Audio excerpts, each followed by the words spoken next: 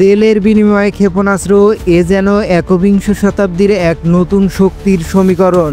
Iran ও চীনের সাম্প্রতিক অস্ত্র চুক্তি নিয়ে কূটনীতিক অঙ্গনে শুরু হয়েছে তুমুল আলোচনার ঝড়। পশ্চিমা গোয়েন্দারা বলছে এই চুক্তি শুধু অর্থনৈতিক নয়, বরং এটি এক কৌশলগত চ্যালেঞ্জ যুক্তরাষ্ট্রের জন্য। প্রশ্ন উঠেছে, ইরানের হাতে যখন চীনের উন্নত ক্ষেপণাস্ত্র প্রযুক্তি পৌঁছে যাবে, তখন বিশ্ব শক্তির ভারসাম্য ঠিক কোন দিকে যাবে?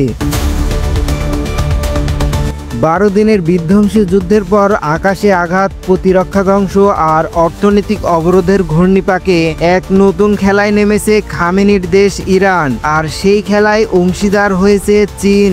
বেইজিং এর সঙ্গে গোপন আলোচনায় ইরান এখন চাইছে মিসাইল, ড্রোন আর আধুনিক এয়ার ডিফেন্স সিস্টেম, আর তার বিনিময়ে ব্যারেল ব্যারেল অপরিশোধিত তেল পাবে চীন। সামরিক বিশ্লেষকরা বলছে অস্ত্র চুক্তিকে ডুয়াল ইউজ টেকনোলজি হিসেবেই দেখা, অর্থাৎ বেসামরিক ও সামরিক উভয় কাজে ব্যবহারযোগ্য। কিন্তু ওয়াশিংটন বলছে এটাই ইরানের জন্য গেম চেঞ্জার মুহূর্ত, কারণ এই সহযোগিতা সরাসরি চ্যালেঞ্জ করছে আমেরিকার নিষেধাজ্ঞার নীতিকে।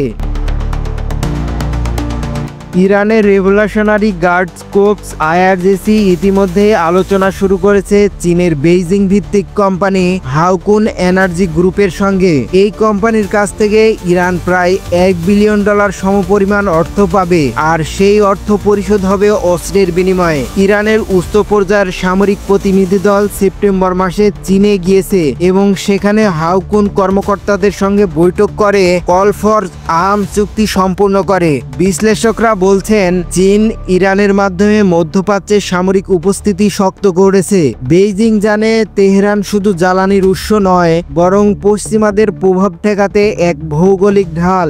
আর ইরানের জন্য চুক্তি এক প্রকার কূটনীতিক জয়ের প্রতীক। চীনের ওয়ান বেল্ট ওয়ান রোড প্রকল্পের ইরান এখন হয়ে উঠেছে কৌশলগত করিডর। তেহরানের বন্দরে চলছে নতুন সামরিক অবকাঠামো নির্মাণ, আর পারস্য উপসাগরে চীনা টেকনিশিয়ানের উপস্থিতি এখন প্রকাশ্য গোপন।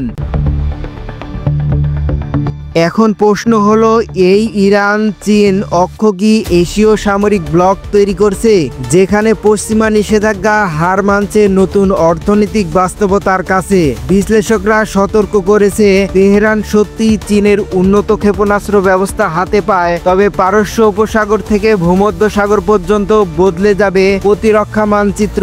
আর যখন তেল আর ক্ষেপণাস্ত্র দুই হবে কূটনীতিক নতুন মুদ্রা, যার কেন্দ্রবিন্দুতে থাকবে ইরান ও চীনের যৌথ শক্তি, যা পশ্চিমাদের আধিপত্যের শেষ অধ্যায় সূচনা হতে পারে।